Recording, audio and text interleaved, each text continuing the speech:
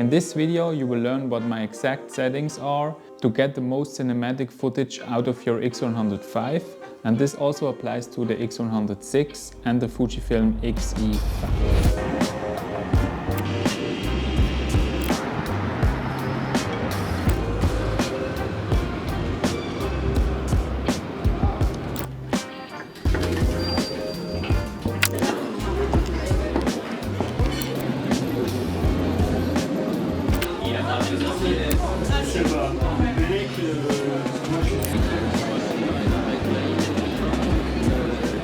So let's jump right in. You can press the button Drive, and if you are in the photo menu, you can quickly switch down to the movie mode, and then we will press Menu, switch to the camera symbol, and right here you have all your settings for the movie mode. First of all, let's talk about what resolution we shoot in. I will keep this at 29 frames per second, so I can slow it down to avoid some shake and just to have these extra frames, and also the footage gets a little bit crispier if you have this. If you want the most cinematic look with the most accurate motion blur for your footage, I would suggest you switch to 25 FPS. For me, I will keep everything at 30. For the bitrate, if you can, I would shoot everything at 200 megabytes. If you're running out of storage, you can totally switch this to 100 megabytes per second. Also, if you're shooting on the X100VI, you can toggle on in your menu anti-flicker function, and if you're getting some flickers, this would be a good option to choose. But if you don't have anything in your shot that is flickering, I would leave that off. The full HD high-speed mode is just to do some slow motion. This I will keep it off.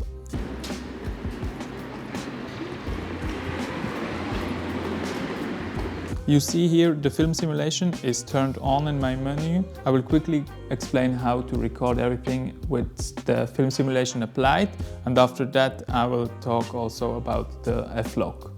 For the film simulation, I have selected here the classic chrome, and if you have another preferred film stock, then you can totally switch this over. But for me, I will keep this at classic chrome because it works the best of how I grade my footage and how I want the colors to look. For the white balance, I will mostly have this at auto white balance with a little shift applied. I have the red channel +2 and the blue channel -4. The same white balance shift, I also have two presets ready here.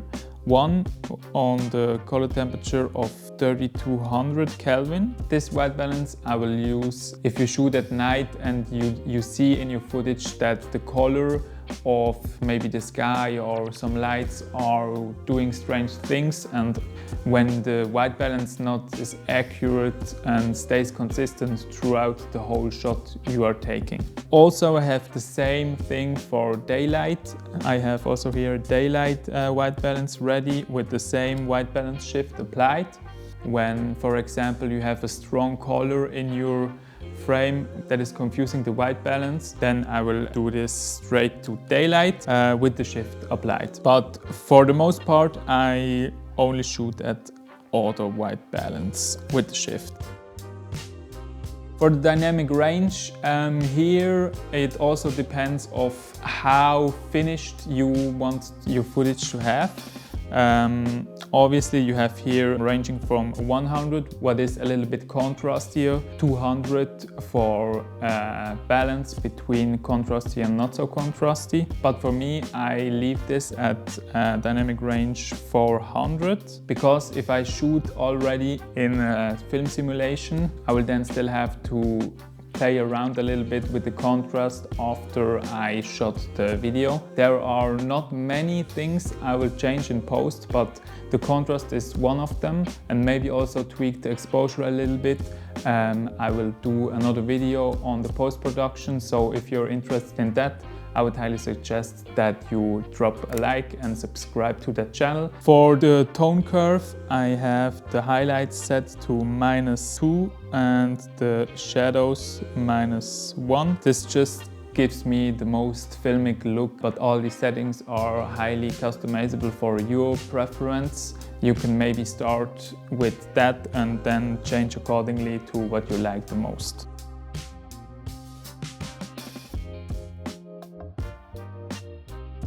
For the coloring settings, this determines of how saturated your pictures are, and even though you can add this in post, I like the way the Fuji colors are getting saturated. There are many different ways how you can saturate your colors, and I like the Fuji way of doing that.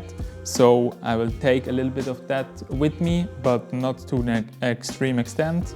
So I will keep this at 3. For the sharpening, I will leave this at -2 because I don't want the digital sharpening. If I really need to sharpen something in the end, I will do this in the editing software, but for the most part, -2 is totally fine for this. The noise reduction is the same. I don't want to turn this all the way down because then it gets a little bit overwhelming with the noise. I will keep this at -2. The interframe noise reduction I will keep also off. The Flog recording is right now off. I will just talk about this in a second. This is on, and the focus area I have selected like the joystick, and so I can move around and select what I need to be in focus. With a quick tap on my shutter button, I can then set the focus, and if I need to, I can switch then off the autofocus. But for the most part, I will rely on the autofocus as long as it's nothing crazy happening or I'm not doing some special movements. The movie autofocus is set to area, autofocus customized. I don't want it to be very sensitive.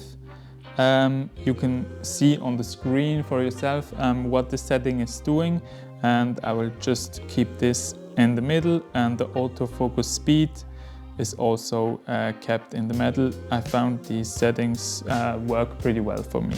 The face and eye detection is turned on.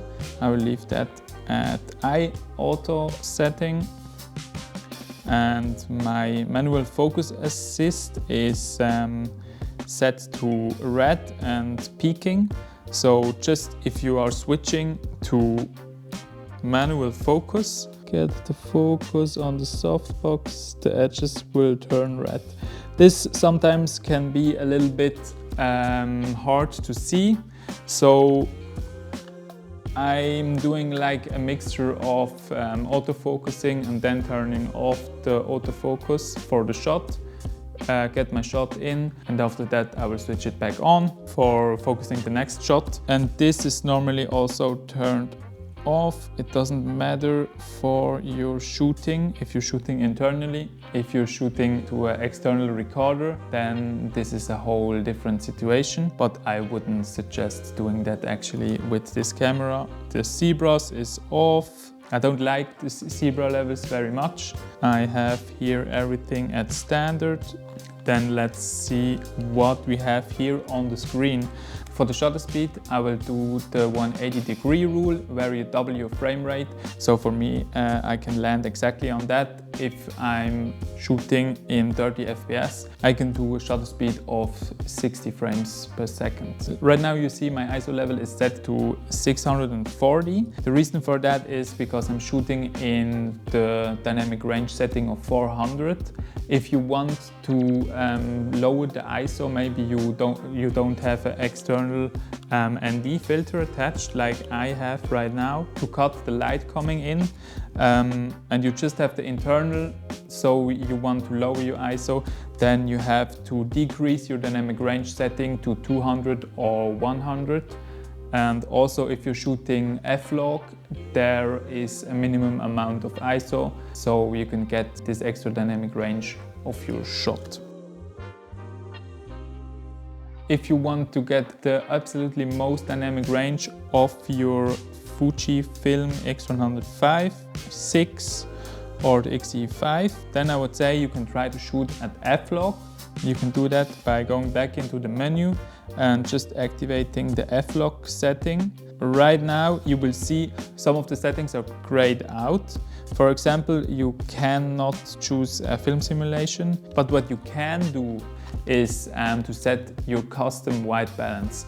And this is very important because if you are shifting the white balance into your log file, this shift is also applied to your footage. And this is just a little detail to keep in mind, because if you are in post-production and you're shifting your F-Log footage to a white point, it's not really a clear white because of this shift that is related here. But I keep my auto white balance at the same settings, and the rest also I just enable the F-Log recording, and the rest I'm leaving exactly like it was. For your Fuji X100VI users, there is also the option of F-Log 2, and I never graded actually a F-Log 2 shot by myself, but I heard it's maybe a little bit hard, and also I think the ISO is even higher. I think it's 1280 for F-Log 2, and for the normal F-Log you can just leave it at 640.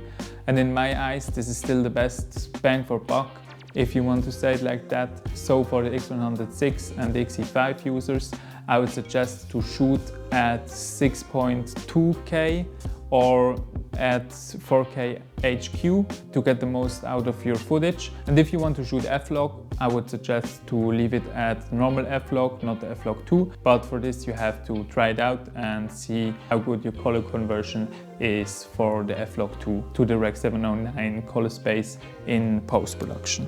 A little bonus tip is here, if you are shooting in the field and want to quickly switch on and off your ND filter, you can do that by long holding down the self timer,